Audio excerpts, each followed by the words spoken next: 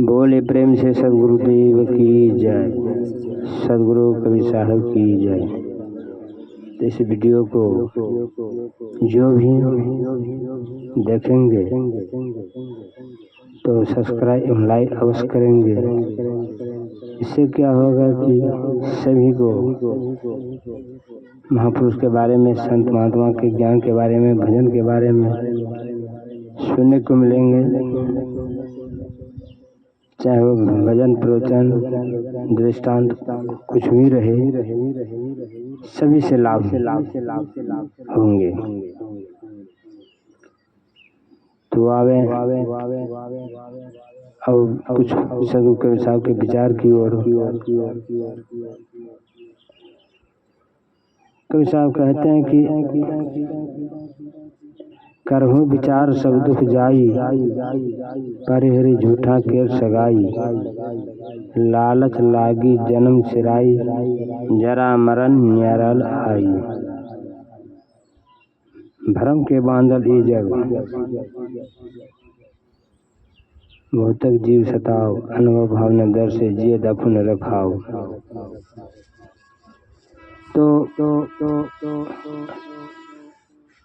जो व्यक्ति, इंसान समझदार है वही विचार कर सकते हैं इस संसार में जन्म लिए हैं, क्या करना चाहिए, क्या कर रहे हैं, कैसा संगत करना चाहिए, कैसा संगत कर रहे हैं, और कैसा भोजन करना चाहिए, कैसा कर रहे हैं। तो विचार करके जो मानव चलते हैं वह मानव से धीरे धीरे देव के बराबर में, देवता के बराबर में आ जाते हैं, और देवता से भी आगे कर्म करते करते वे महात्मा की गिनती में चले आते हैं। तो महात्माओं का पद सबसे श्रेष्ठ है, देवता का पद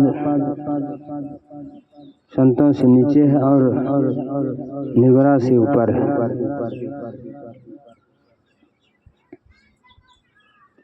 क्योंकि संत के पास में 24 घंटा दया रहता है, भक्ति के ऊपर ख्याल रहता है। तो विचार इसलिए कहते हैं कि साहब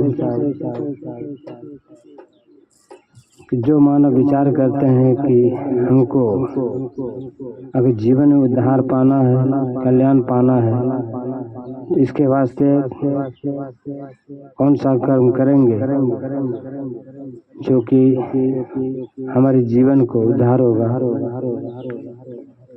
किस विधि से हमको कर्म करना है, कौन सा युक्ति सीखना है, कौन सा भेद को जानना है, संगत कैसा करना है, कितने बड़े महापुरुषों का संगत करना है, कैसा गुरु करना है। इस पर विचार करके जो मानव चलते हैं उसका दुख बाहर भीतर से नष्ट हो जाते हैं। जो विचार करके नहीं जीते हैं, मनुष्य ने जन्म ले लिया, जैसा तैसा उसका भोजन चल रहा है, संगत हो रहा है, कर्म हो रहा है, इसका कोई हिसाब किताब नहीं हुआ, इसी जन्म में मरा हुआ है। कैसा बीजक में कहें, मुआ है मरी जाओगे, मुए की बाजी ढोल, सपन से नहीं जग भया, शहीदानो रह गो बोल।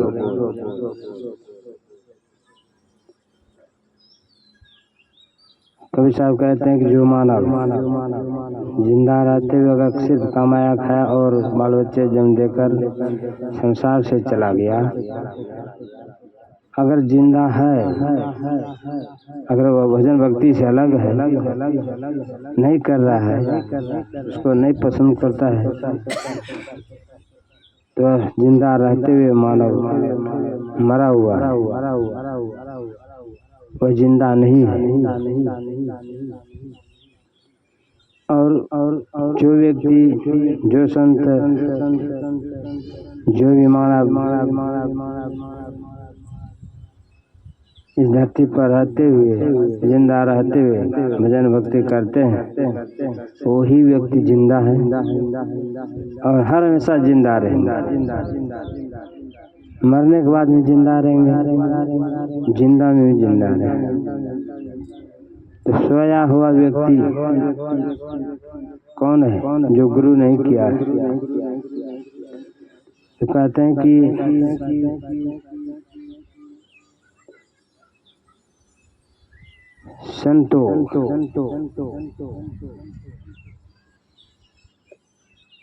संतों के बारे में बहुत से उदाहरण देकर कहते हैं,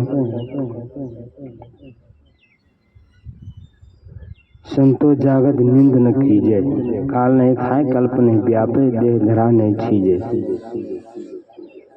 कबीर साहब कहते हैं कि संसार के लोगों को संतो जागत नींद न कीजिए। संसार के मानव जगा हुआ है तुम जरूर, लेकिन गुरु से अगर दीक्षा नहीं लिया है, भजन भक्ति में ध्यान नहीं दे रहा है, तो अपने आत्मा को तुम कैसे सुख शांति कल्याण मोक्ष मुक्ति दे सकते हो?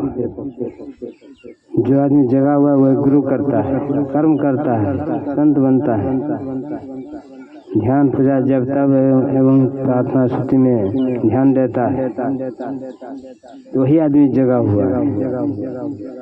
रात में सोने के बाद भी वह जगा हुआ है, क्योंकि जगा हुआ है इसलिए कि वह आध्यात्मिक ज्ञान को, कर्म को पसंद करके दिल में धारण कर लिया है, उस पर चल रहा है, इसलिए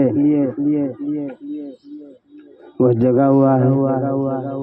जो मानव जगा हुआ है, गुरु नहीं किया है, गुरु भक्ति में आलस कर रहा है, ध्यान नहीं दे रहा है, अपने आत्मा के बारे में कुछ समझदारी नहीं रखा है, विचार नहीं किया कर रहा है, वह आदमी जगे हुए रहने के बाद ही सोया हुआ है।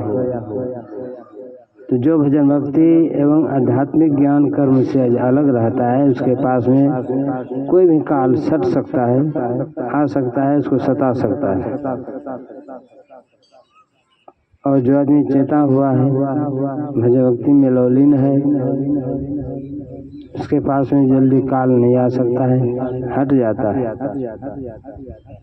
इसलिए कहते हैं जो जगा हुआ है संतो जागत नींद न कीजिए। ऐसे संसार के मानव, तुम अगर काम धाम कर रहे हो, जगे हुए हो, तुम नींद ले रहे हो, सोया हुआ है, तुमको सोए हुए व्यक्ति को कोई भी सांप काट सकता है, कोई भी मार सकता है, कोई भी कुछ भोग सकता है, कोई भी उसको जान की हत्या कर सकता है। लेकिन जगा हुआ है तो उसको कोई कुछ नहीं कर सकता है, नहीं सकेगा तो भाग जाएगा, लेकिन अपना जान का परवाह जरूर करेगा। तो उसी प्रकार से जो व्यक्ति जितना गुरु दीक्षा नहीं लिया है, उसके ऊपर काल मराते रहते हैं, क्योंकि वो सोया हुआ है, गुरु नहीं किया है, कर्म नहीं जान रहा है, युक्ति नहीं जान रहा है, उसी के चलते काल उसको किस रूप में झपेटेगा, लपेटेगा, परेशान करेगा, उसको पता नहीं चलेगा। इसलिए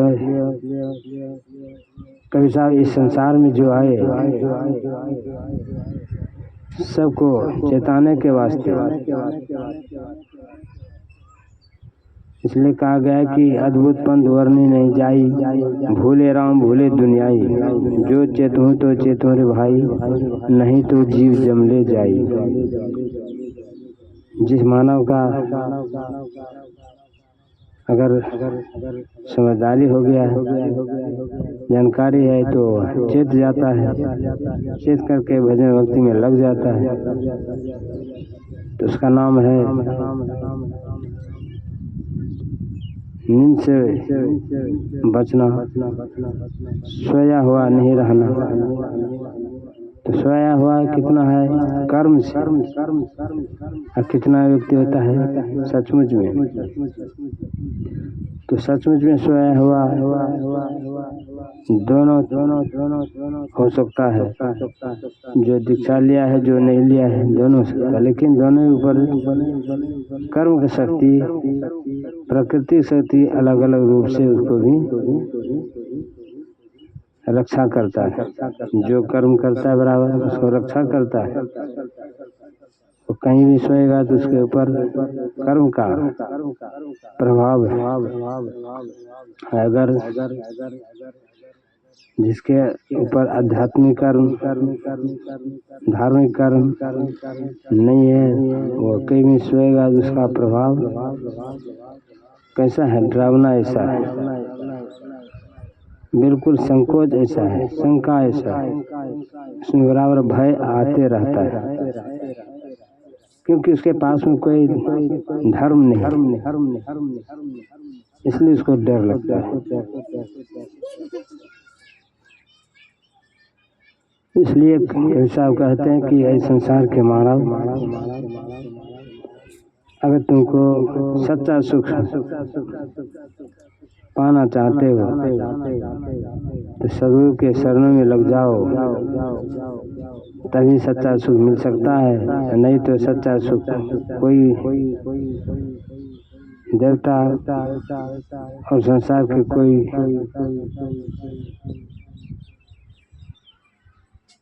भगवान कहते हैं कि नहीं दे पाते हैं, क्योंकि न दे सकें, क्योंकि ये आवागमन का चक्र छुड़ाने वाला मालिक है, ये परमात्मा कहलाते हैं। तो जितना शक्ति इसके पास में है उतना शक्ति और किसी के पास में नहीं है।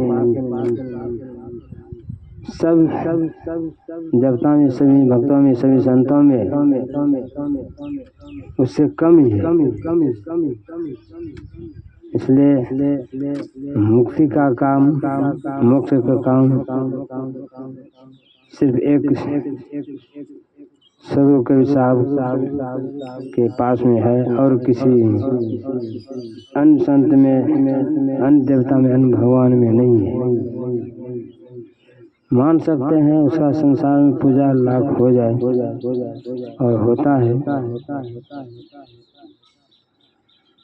लेकिन इसके ऐसा नहीं हो सकता। इसलिए संत शिरोमणि सदगुरु कबीर साहब कहलाए।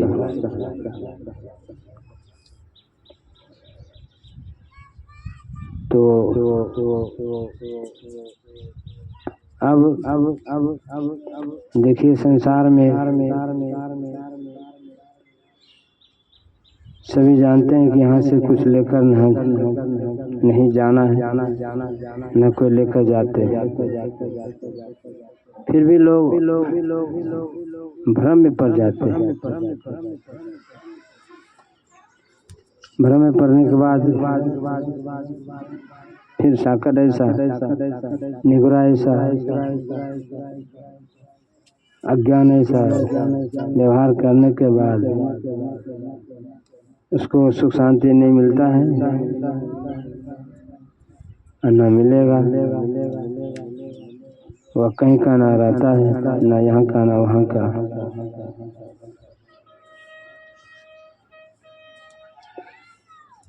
तो अब आगे, अब अपने वाणी को इतना ही कहकर मैं अपने वाणी को विराम देता हूँ। साहिब।